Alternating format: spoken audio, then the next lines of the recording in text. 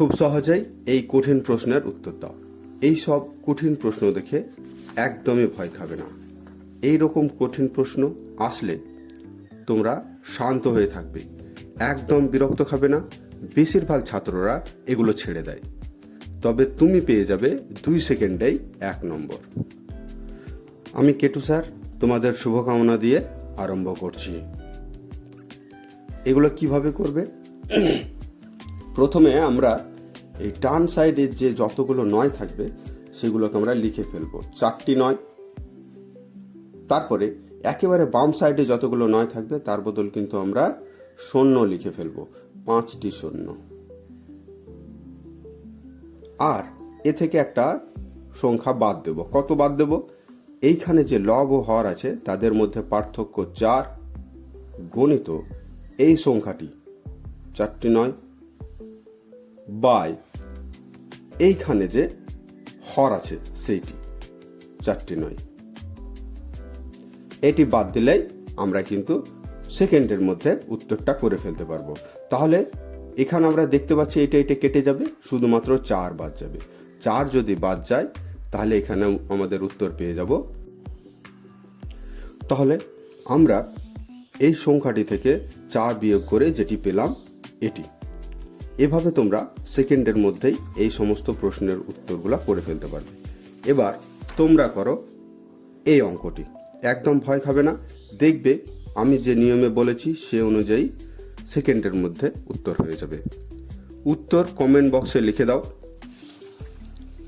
আমরা আরেকটি অঙ্ক শিখব আজকে। এই রকম অঙ্ক দেখেও একদম ভয় পাবে না। এই সমস্ত অঙ্কগুলো আমরা খুব সহজেই করতে পারি।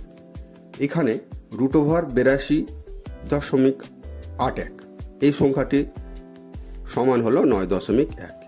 এইগুলো যেমনই থাক না কেন আমরা মাথায় রাখবো যে এইখানে 4টি সংখ্যার বদলে পাচ্ছি 2টি। দশমিকটা যতগুলো সংখ্যার আগে থাকছে বাইরে তার অর্ধেক সংখ্যার আগে আমরা দশমিক বসিয়ে ফেলবো। তাহলে এখান থেকে আমরা একটা জিনিস খুব ভালোভাবে বুঝতে পারছি, এই যে রুটটি আছে এই কথাটির অর্থ আসলে 2টির বদলে 1টি, 2টির বদলে 1টি। তাহলে আমরা এই প্রশ্নের মান কিভাবে বার করব? খুব সহজেই বেরিয়ে যাবে। আমরা এখানে মনে রাখবো এখানে কোনো দশমিক নেই, তাই সরাসরি 91 বসিয়ে দেব যুক্ত। এখানে দশমিক 4টের আগে আছে, তাই এখানে তো আমরা অর্ধেকের আগে পাবো, মানে 91 পুরোটা 9.1 আগে দশমিক পাবো, তাহলে 0.91 প্লাস। এখানে কতগুলো? 6টি সংখ্যার আগে দশমিক আছে, তাহলে আমরাও এখানে তার অর্ধেক অর্থাৎ 3টি সংখ্যার আগে দশমিক পাবো। 91 2টি সংখ্যা হয়ে গেল, আর একটি 0 বসিয়ে নিয়ে দশমিক বসিয়ে দেবো, 0.091।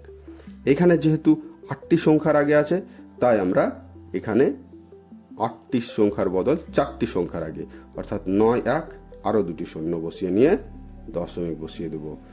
এই সংখ্যাটি যোগ করলেই আমরা উত্তর পেয়ে যাব।